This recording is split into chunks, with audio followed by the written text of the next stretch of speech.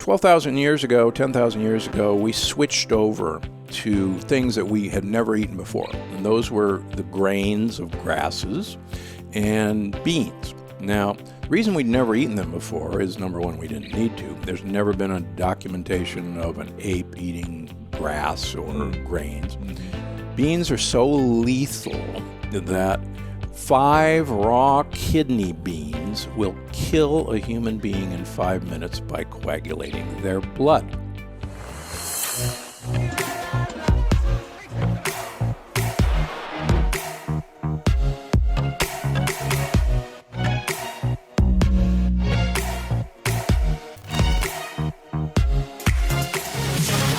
Welcome, everyone, back to the School of Greatness podcast. We've got the legendary Dr. Gundry in the house. Thank you so much for being here. Thanks for having me. Pleasure. I'm excited about this, and you just opened it up. We'll probably leave that in there. Kind of your mission is to end disease, and then you're saying it all comes through the gut. Starts and ends with the gut. Correct. Everything what we eat can solve the disease we have within us, right? Correct. Based on the foods that we put inside of us. It can actually extend our lifespan to potentially things that people can't even imagine. Wow.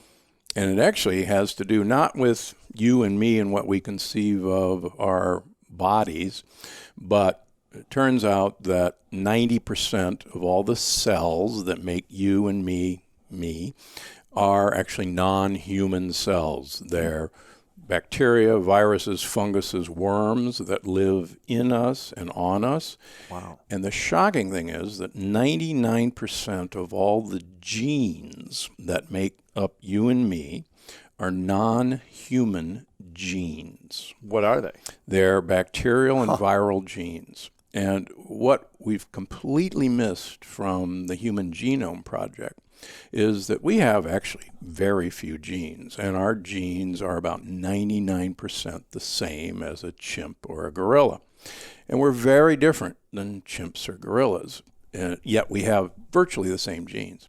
What makes us different is actually the bacteria and viruses that live in us. We have different bacteria and viruses. And you can actually show when humans evolved from the other great apes that our bacteria actually changed, and we can actually identify that point in time that the bacteria made us rather than our genes made us.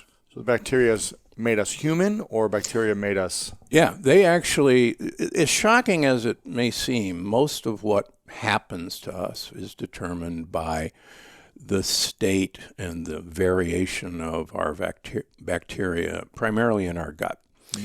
Give you an example. You can take a bowel movement from an obese individual and feed it to a skinny rat. Skinny rats love to eat poop. Right. And those skinny rats will become fat. Really? Because the bacteria have actually manipulated their feeding habits. They actually send text messages to the brain to go look for foods that they would not otherwise consume that those bacteria want. And we can actually, there was a cool study in a marathon runner. You're a great athlete. So there's a woman marathon runner in England a couple of years ago who developed a very severe infection in her colon called C. difficile. A lot of people have heard of it. Okay. And the modern treatment of this now is a fecal transplant. Taking poop from somebody else and shoving it up your ass. Wow. And you try to get a fecal transplant from a family member, because believe it or not, family members tend to share their bacteria. I share a lot of bacteria with my dogs, and they share with me. So they found a cousin who was a good match for her, and she got the fecal transplant, and everything went well. Her C. difficile went away. We can go into why that happened. But in the next year, this marathon runner gained 32 pounds. Wow. Without changing anything. And it turns out her cousin, was actually about 32 pounds overweight. And so she was inoculated with obesogenic bacteria. And her bacteria, these little, one-cell organisms, controlled her behavior. Wow. Now, think about this. So it made her more hungry or desirable made her of certain hungry. foods. Yeah, exactly. So she changed the way she was eating because she was triggered in a Being different way. manipulated. Wow. Being manipulated. Well, it's kind of like when you're, I love candy and sweets. I've never been drunk and I don't drink, but my vice is like I could eat cakes and candy and brownies all day long if I choose to. And then when I go off of it, it's hard because I just want to keep going back to it, right? Yeah. Until I change the habit fully, and then I'm like, I don't need it anymore. Right. But it takes that time to kind of transition out of it, right? Yeah, these are very addictive foods. Yeah. And they're addictive because what happens is, like, simple sugars, like in candies and cakes, and saturated fats, like on the icing and the coating on the donut and all. Oh, it's so good. Yeah. Used to love them. And so these things, actually, the obesogenic bacteria can actually live on them. They love it. They love simple sugars. They love saturated fats. And they go, yeah, give me more. And they actually tell our brain to do that. It's kind of like, you remember the movie Little Shop of Horrors with the blood-sucking plant? Sure, It was a very famous Broadway show. Sure. So Rick Moranis starred in the movie, and there's this blood-sucking plant that he grows, and Audrey keeps getting bigger, and Audrey has to have human blood. And long story short, Audrey, whenever it's Audrey is the speaking part, and Audrey says, "Feed me, Seymour, feed me." And it turns out that this whole concept is actually true, that our bacteria control our behavior. For instance, you can take depressed mice and put their bacteria in happy mice, and those happy mice will go hide in a corner and not come out. In fact, in the 1930s, they did an experiment in back in those days, most really depressed people were institutionalized. So they did an experiment where they gave them all colonics and cleaned out their colons, and then they gave them fecal enemas from happy people. No way. And about 2/3 of the depressed people got happy and were released in the 1930s. Wow. So, I mean, it's just, you start looking at this and go, whoa, we're probably looking at the wrong stuff. For instance, one of the things that I'm talking about in Berlin in October at the World Congress of Microbiota, that's what this study is. We now know that you can take bacteria from young animals' guts and put them in old animals' guts, and the old animals will become young again. No way. You mean like it's the fountain of youth? No way. So they'll their cells will get younger? Yes. Or they'll have youthful energy or what? All of the above. They will actually extend their lifespan by about 30%. What? Yeah, because here's the deal. What I'm trying to get people to understand is this is not about you and me or what we conceive as us. We're just a condominium for the people who really run us, and these are all these little one-cellular organisms. And what we're beginning to realize is we're a condominium for these bugs. And we're their home. We've exchanged them living in us and actually taking care of us for food and shelter for them. And it's crazy. I know. And the really cool thing is, so we can take bacteria from young animals, and put them into old animals. And the bacteria say, man, this place is decrepit. I need to do a complete total renovation here because this is where I'm stuck and I better make the best of it. And I want everything to be nice. It's like, gentrification of the neighborhood. And this actually... So what do they do? So they actually instruct. Here's the take-home message. They actually send text messages to the mitochondria, and you probably know all about mitochondria, the little energy organelles. In the brain, right? They're in every one of you, but the brain has the most of them. And these produce energy. These mitochondria are actually engulfed bacteria. And as strange as it may seem, the bacteria in your gut send text messages to the mitochondria that say, guys, new sheriff's in town, clean up your act. We want you guys working and humming on all, 8 cylinders. It's kind of like General Kelly coming into the White House and total disarray. And it was going, okay, guys, no more of this silliness.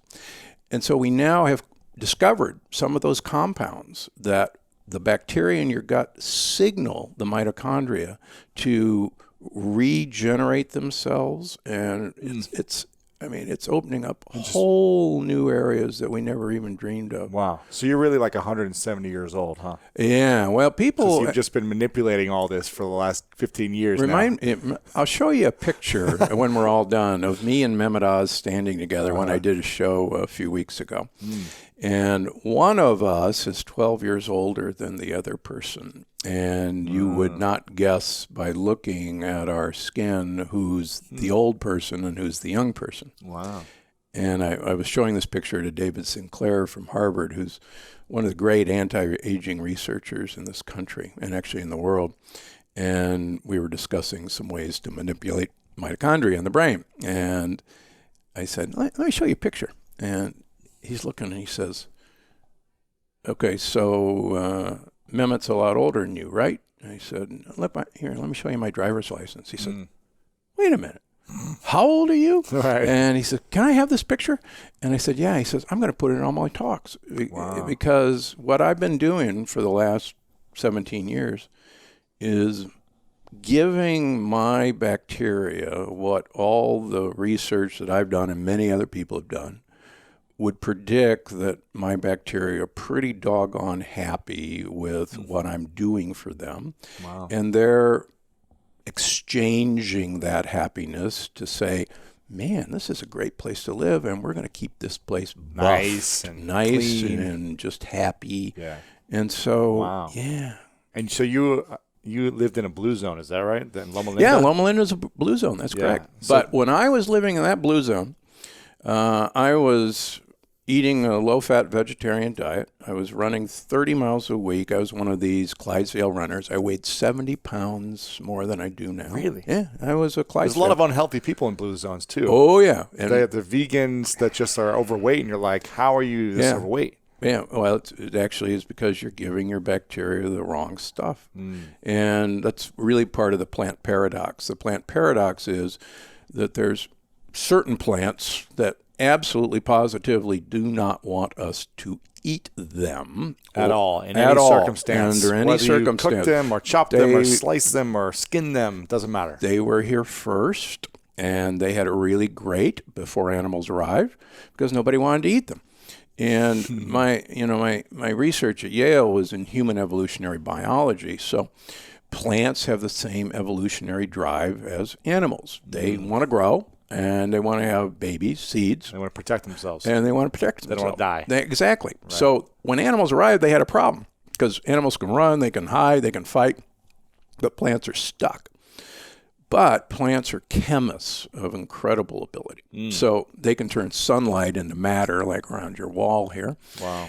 And so what they use is chemical warfare to actually defend themselves. And to even make animals do their bidding. Because, for instance, I'll just throw out an example. Most plants want you to eat their fruits because the fruit contains seed to go reseed them. Yeah. So you'll eat their fruit. The seeds in the fruits are inedible, and you'll either spit them out, or if you swallow them, they'll survive going through your intestines, and you'll poop them out someplace else. Fertilized. It's perfect. Yeah. And they're away from mom and dad. So, for instance, if an apple, falls underneath the apple tree, that poor kid doesn't have much of a chance because mom or dad is going to shade them the next year.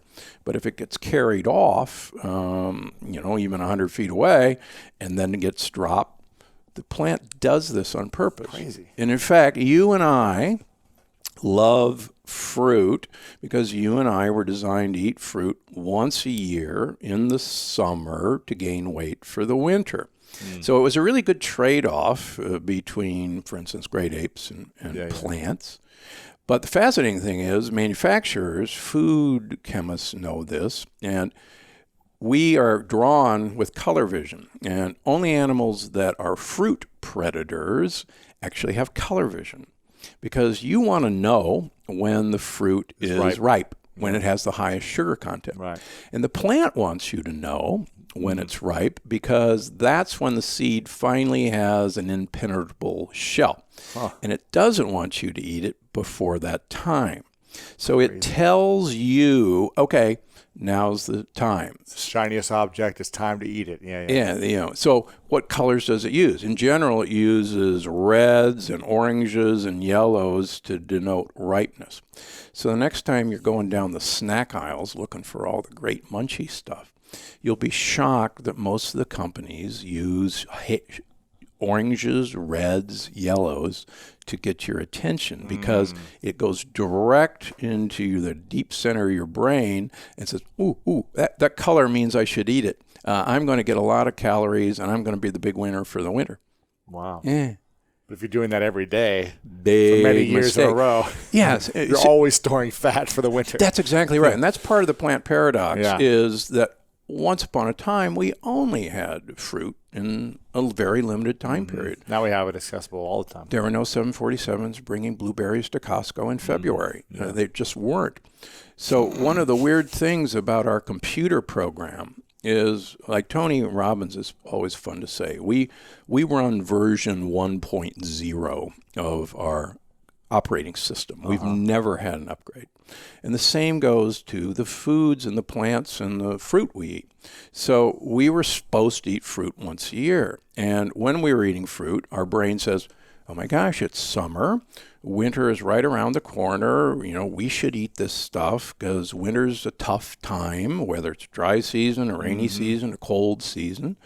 And we better store up fat, just like a bear. A bear's eating all those blueberries and huckleberries, and they're storing fat for the winter. Right. So if you're eating blueberries at Costco in February that came from Chile, your operating system doesn't know it's February. It says, heck, it's August, and winter's right around the corner, so I better eat some more of this stuff. And this is one of the things that's happening to us in particularly American society, but now most of the Western countries. Yeah. We're eating things that we have no business eating 365 days a year. And most of us are just getting ready for the winter that never comes. Especially if you live in L.A. Yeah. It's never getting cold. Yeah, never comes. You don't need to store that fat. You really don't. Yeah, but that's part of the problem. Wow. So, what are the main plants that we should never be eating then? Okay, real quick. Up until 10,000 years ago, we lived primarily on the leaves of trees, and we ate tubers that grew in the ground, like a sweet potato for a yam. Love those. Yeah, they're pretty darn good for you. You were actually designed to eat them. And very good. 12,000 years ago, 10,000 years ago, we switched over to things that we had never eaten before. And those were the grains of grasses and beans. Now, the reason we'd never eaten them before is, number one, we didn't need to. There's never been a documentation of an ape eating grass or grains. Beans are so lethal that 5 raw kidney beans will kill a human being in 5 minutes by coagulating their blood. What? 5 raw kidney beans. Raw kidney beans. In fact, most people have heard of the poison ricin, the white powder you send to your elected official. Yeah. Lots on the way to Washington, but that's another subject. So ricin is the lectin of the castor bean, and we'll talk about lectins next. A lectin is the plant defense system. These are proteins that are designed to basically kill us in one way or another. Oh my gosh. And so ricin is so powerful that about 4 molecules of ricin will kill a human being instantaneously. There's a great study that was written up in one of the journals about a few years ago. They decided to have a healthy eating day in Boston. Yeah. And they served the kids beans. And because it's so healthy. Right. Part of the blue zone. Yes. And they had 30 or 40 admissions to the hospital No way. with severe diarrhea, hypotension, and it turns out that it was all the fact that the beans were undercooked. And beans are a plant baby, and we're not supposed to eat those. And so no beans. No beans. Zero beans. Unless you use Pinto, a pressure. black beans. Pinto black. None of it. We shouldn't be eating it. Shouldn't be. You weren't designed to eat it. You have no defense system matter how it's against cooked, it. If you pressure cook it, it's fine. Pressure cook it. What does that even mean? Put it in a pressure cooker. The modern pressure cooker is as easy as a rice cooker. Got it. It's one touch. It's not your grandmother's pressure cooker that blew up in the kitchen. And so then it's okay to eat. Yeah. So you can pressure cook beans. Now, the other thing, we weren't designed to eat grains. Now, just a quick question before you start there. How much of it can we eat? Does it matter once it's pressure cooked? Obviously, everything in moderation, but I mean... Yeah, well, like I was presenting... Like 20 beans are going to kill me, or what? No, if you pressure cook them, they're fine. It's all good. Okay, yeah. cool. And we talk about how to do this in the plant paradox. Got it. Cool. But my personal feeling is the only purpose of eating a bean is to get olive oil into my mouth, and we can talk about that as we go along. Okay.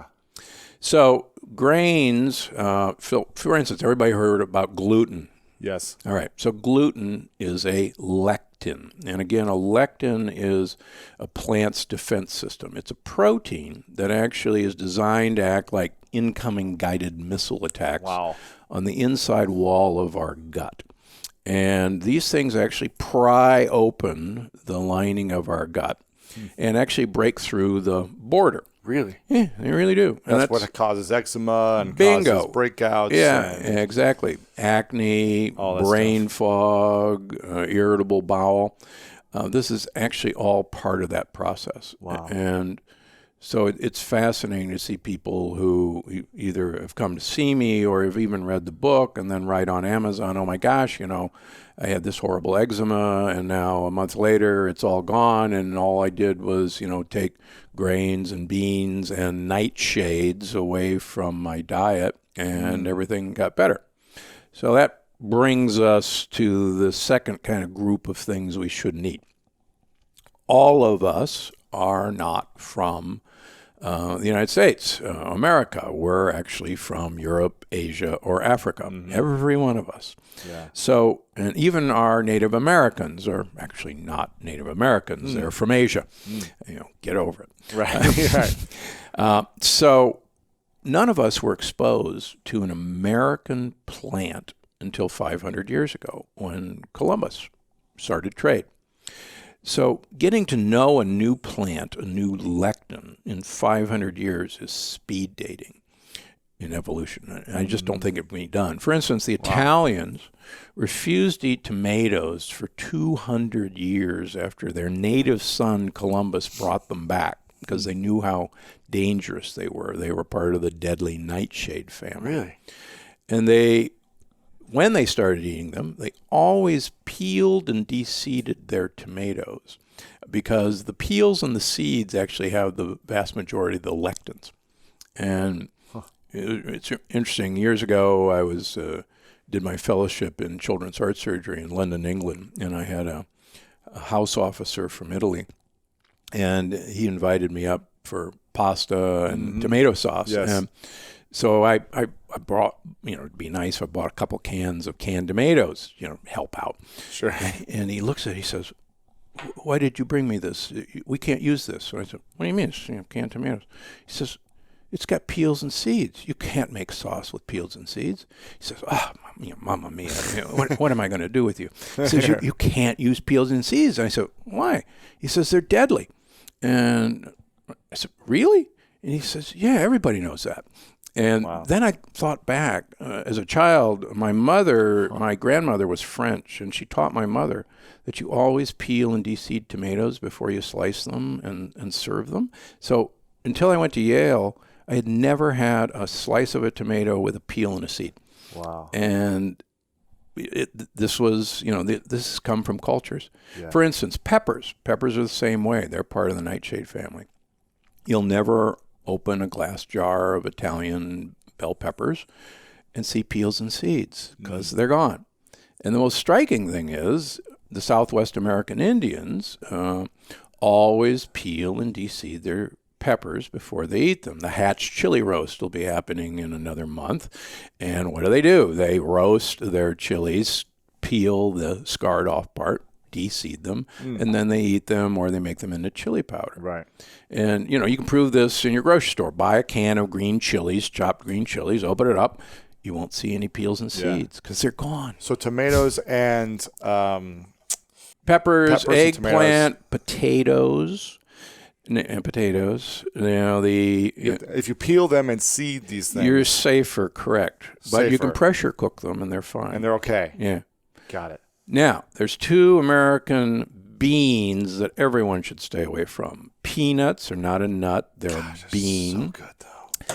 94% of human beings carry a preformed antibody against the peanut lectin. We can take rhesus monkeys, our cousins, give them peanut oil, and they will develop atherosclerosis, heart disease. Really? If we take the lectin out of the peanut oil and then give them the peanut oil, they will not develop heart disease. So if you get lectin-free peanut butter. There is no such thing. Dang it. Okay. So get almond butter instead. Yes. It's much so safer. No peanut butter. No, stay away from it. You should eliminate it 100% from your Absolutely. system. We can take, and this has been done, men, feed them peanuts, take their bowel movements, feed them to rats, and you will grow cancerous cells in the rat colon because they've been exposed to the peanut lectin. Ugh. Yeah. Love peanut butter, though. Oh, so I can have as much almond butter as I want. And I went to medical school in Georgia. Jimmy Carter, peanuts are peanut everything sandwiches, in Georgia. Yeah, nope, sorry. So eliminate it. Gone. Say goodbye. This will help me live longer, have a happier, healthier body. And then system. I won't have to operate on you, Right. when you have coronary disease. And you'll go, what? gosh. I eat so healthy. I'm having my peanut butter. How many surgeries have you done? Oh, over 10,000. 10,000. Do you have is that what it is, the record? No, not Someone said it was a record-setting heart surgeries. No? Yeah. No. How many heart surgeries? 10,000. 10,000. 10,000. Yeah, it's a lot of heart surgery. What's the cause of these heart diseases? So and it's the reason why you have to do so many of these? It's all in the plant paradox. So 17 years ago, I met a guy by the name of Big Ed, who was a 38-year-old guy who came to see me at Loma Linda because I'm one of these surgeons who will operate on anybody. Wow, Big Ed. Take the rip. Big Ed. 500-pounder? Big Ed, actually, when I met him, weighed 265 pounds. Wow. But he had such extensive coronary artery disease that you couldn't put stents in him. You couldn't do bypasses because there wasn't any place to land. And he was from Miami, and he'd been going around the country carrying his angiogram, the movie of his heart, his cardiac catheterization. And everybody's turning him down. And he finally, after about 6 months of this, comes to see me. And I'm looking at his angiogram, and I'm going, I don't like to turn people down, but everybody's right. We're not going to do you any good. And he said, well, wait a minute. Here's the deal, Doc. I've been on a diet for the last 6 months, and I've lost 45 pounds. Now, this is a 265-pounder sitting across from me. It looks like a biker, big gut. And he says, and I've gone to this health food store, and I've taken all these supplements. And he actually brought in this shopping bag full of supplements. He said, maybe I did something in here. And I'm going, yeah, all right. I'm kind of scratching my professor beard and saying, well, I know good for you for losing weight, but it's not going to do anything in here. And I know what you did with all those supplements. You made expensive urine. Right, and I really believe that. So he said, well, come on. It's been 6 months. I've come all this way. What would it hurt to get another angiogram, another cardiac catheterization? I said, okay. And so we get a new cath on him. And in 6 months' time, this guy cleans out 50% of the blockages in his heart. 50%. Gone. Pretty good. It's pretty darn good. It's unbelievable. Wow.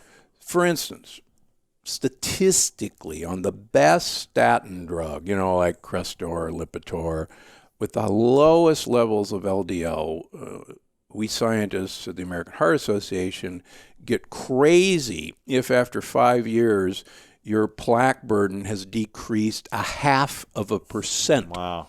And we go crazy and we go, oh my gosh, this is a miracle. It's the greatest drug discovery of all time. Right. And we go, really? So this guy, 50% are gone in 6 months.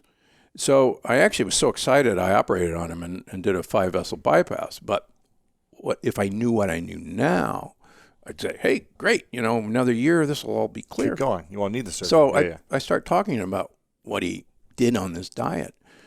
And lo and behold, he gets started on this. I go, time out.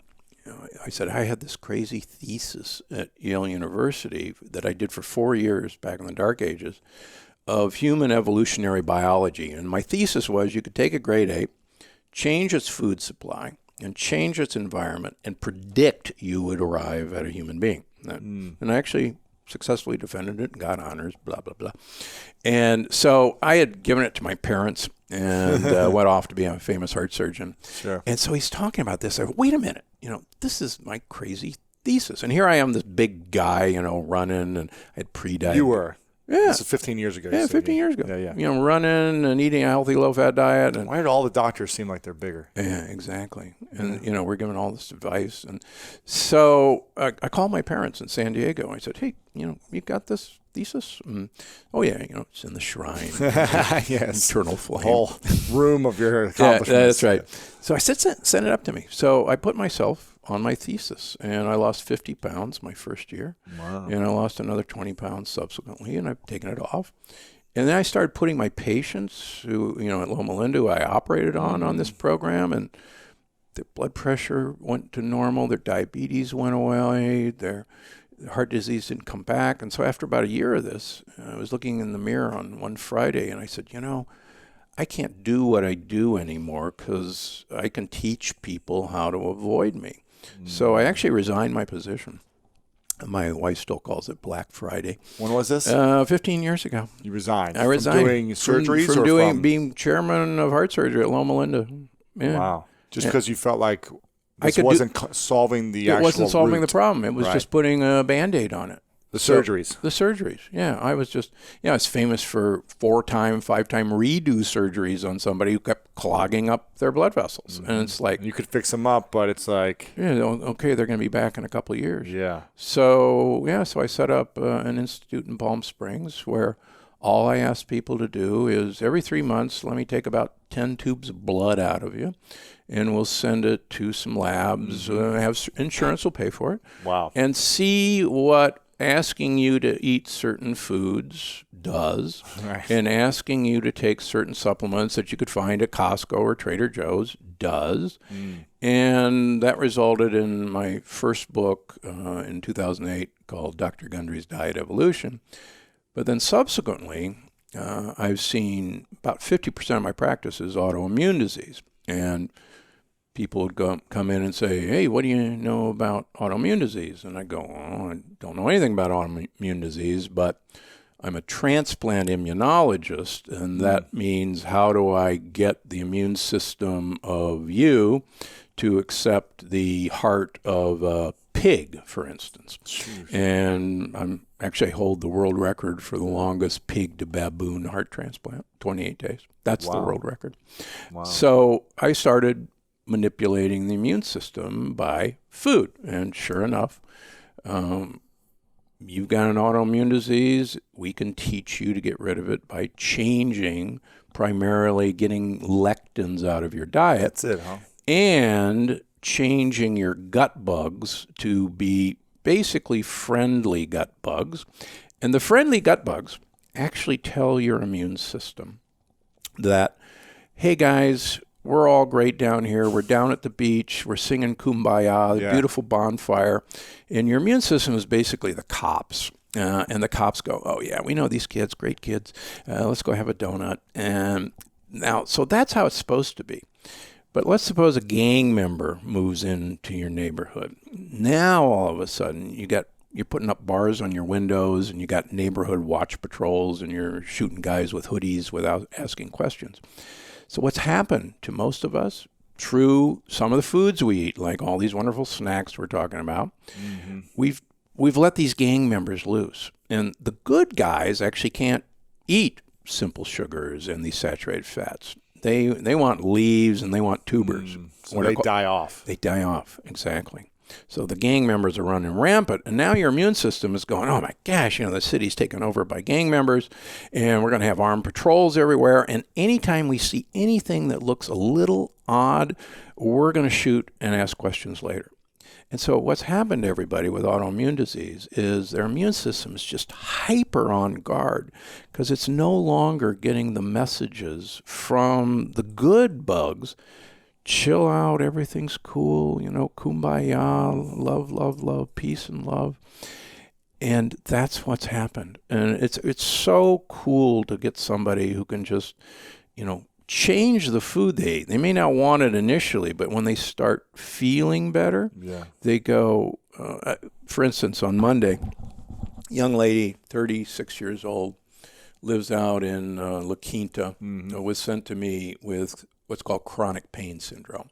Now, a lot of doctors toss this off as, oh, you're crazy or you're depressed or you're just anxious, and you treat them with antidepressants. And she was in constant pain. And it was so bad that she actually had to work from home, really couldn't move. And she had a kid and a husband. And so she had heard about me. She said, I've heard about you. What do you think? And I said, come on, let's do this. I said, what's happening is that your pain is actually coming from nerve cells inside your gut that are being stimulated by rogue cops, if you will, and they're trying to tell you that you shouldn't move. So let's start. So I saw her a couple of months later in January, February, and I said, how are we doing? She said, the pain's less, but it's definitely still there. So I said, well, just stay at it. If you can feel a difference, don't give up. Yeah. So I walked in on Monday, and I almost didn't recognize her. And I said, she's got a giant smile on your face. And I said, so, how you doing? She said, perfect. I said, what do you mean? And she says, do you know what it's like to not have pain? And I said, well, yeah, I do now. She said, I forgot what not having pain feels like. Wow. And it's amazing. She said, I just feel great. It's been so many years, I'd forgotten what, feeling normal felt like. She said, but let me tell you a story. You can't cheat. And I said, yeah, I know that, but how'd you find out? She said, well, there was this office party a couple weeks ago. And all they had some chicken, and they had some nachos, and they had some guacamole. And she said, I noticed that the guacamole had tomatoes in it. Believe it or not, guacamole is not supposed to have tomatoes. Your listeners should realize that guacamole should not have tomatoes. Sure. But she said, I figured, well, the safest thing to eat is to put some guacamole on my plate and have a piece of chicken because, I want to be nice. She said, I'll tell you, within an hour, my left elbow just started throbbing, and then my hands started freezing up. She said, I actually had to leave the party and go home. And she said, I had to lay down, and I couldn't get up for about 2 hours. And she said, and I was trying to be good. And she said, it's amazing that, this could do this. Wow. Yeah. This is crazy. Yeah. So you essentially we're doing heart surgeries, 10,000 of them, and said, I don't want to be offensive here. I'll make sure I'm saying the right thing, but you're now essentially a functional med doctor. Yeah, I don't in a sense, correct. Right? With all due respects to Mark Hyman, yes. Jeff Bland created functional medicine, and Jeff's a friend of mine. I don't know what functional medicine means. Right. What I do is restorative medicine. Great. All of us have the power to heal ourselves. Now, the guy who said this was Hippocrates, and Hippocrates, brilliant. He believed that any organism had the ability to have perfect health, and that every organism had the ability to achieve perfect health as long as the obstacles to perfect health were removed. And Hippocrates believed that the physician's job was to identify the obstacles to that organism having perfect health, the patient, and remove them from the patient. And the patient would do the rest. Yes. So what I try to do, I basically do detective work. And I think I'm pretty good at finding the obstacles. And many of those obstacles, believe it or not, are lectins. And the other obstacle is you got to get the gang members out of your gut by basically starving them to death and giving the good guys what they want to eat. Starving them of the lectins. Starving them of simple sugars. Yes. And lectins and saturated fats. Like, you remove those things. Yeah, they have nothing to eat, and they leave. For instance, I'll give you an example of something interesting. We actually have bacteria in our gut that enjoy eating gluten, a lectin. Really? Yeah, they love it. But if you go gluten-free, they leave because they got nothing to eat. Yes. And then a lot of people who go gluten-free and don't notice a whole lot of difference, or they just get frustrated and then they have a couple pieces of bread or pizza, and then all of a sudden their gut goes, oh, Well, it's because their bugs that could defend them against gluten are gone. And believe it or not, gluten is kind of a low-level lectin. There's far worse. The worst ones are in the hull of the grain. So, for instance, this whole grain goodness, this only started about 50 years ago. No such thing as whole grain goodness. No, we've gotten sicker and sicker and sicker because the outside of the hull has the lectins, and we've been throwing it away. I mean, really, the French, seriously, would they have a whole grain croissant or a whole grain baguette? Really?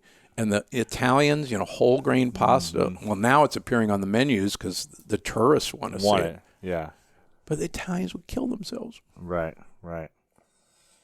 Yeah, the first thing I opened up right here is the most popular nut is not a nut, the peanut. The peanut. Oh, my gosh. And a cashew. A cashew is a nut, too. I can't eat cashews? No. The Amazonian Indians always threw the cashew bean away. What if I manipulate it in a certain way and make it into a sauce? And you could pressure cook it. I can pressure cook cashews. Then I can eat it. Yes. And what stay away peanuts? from chia seeds. No chia seeds? No. These are all the things people are telling you to eat right now. Of course. And that's why everybody's getting sicker. Chia seeds, there's 2 human studies that show that chia seeds promote inflammation in human beings. What else do we need to be aware of? I used to be a big fan of chia seeds. What do you eat? You eat what you're supposed to eat. You're supposed to eat leaves. You're supposed to eat tubers, like jicama, like sweet potatoes, like rutabagas. You're supposed to eat tons of olive oil. Tons. I use a liter a week. Of olive oil. Well, you drink it or you're cooking with it? No, I pour it on everything. Oh, really? Yeah, wow. Pour it on everything. The only purpose of food is to get olive oil into your mouth. This is what I told Dr. Oz a few weeks ago. Just think the only purpose of food is to get olive oil in your mouth. In Crete and Sardinia, they use a liter of olive oil per week. A Spanish study of 65-year-old people for 5 years, making them use a liter of olive oil per week against a low-fat Mediterranean diet. At the end of 5 years, the olive oil users had improved memory compared to the low-fat diet. The women had 65% less breast cancer than the low-fat Mediterranean diet, and they had less heart disease. Liter a week. Olive oil. Liter a week. That's the fountain of youth, huh? Yeah, it really is. Olive oil. Olive oil. It's the secret. It's the secret. Okay. There you go. That's the secret. There's so much more I want to learn, but we are limited on time here. So make sure you guys get this book, The Plant Paradox, The Hidden Dangers in quote-unquote healthy foods that cause disease and weight gain by Dr. Stephen Gundry. I have one final question for you because there's a lot I want to learn still. First, I want to acknowledge you for your transformational journey, your journey of doing one thing that most doctors would probably believe is the solution, and then being aware and saying, you know what, maybe there's a different way. Yeah. Certain things aren't working past a certain point. It's just a Band-Aid. So let me reevaluate, educate, test it on myself, and then help other people. So I want to acknowledge you for the journey you've been on and how much you help people. Make sure you guys get this book, and you're on social media. What's your... Go to GundryMD.com. GundryMD.com. Yeah, but I'm on Instagram, and come visit. Amazing. The Plant Paradox. My final question for you is, what's your definition of greatness? Ooh. Well, yeah, this is the school of greatness. Yes. I think I judge myself in the ability of being able to give something to somebody else and having them come back and say, thank you. That's all I could ever ask in my life. And whether I was a surgeon fixing a newborn baby's heart or having somebody like that woman come back and say, I forgot what being without pain felt like, and thank you. So that's what makes me feel great. How's that? Yeah. Well, I appreciate it, and thank you for coming on. It means a lot to me. Thanks a lot. I appreciate it. Glad I'm here. Yeah.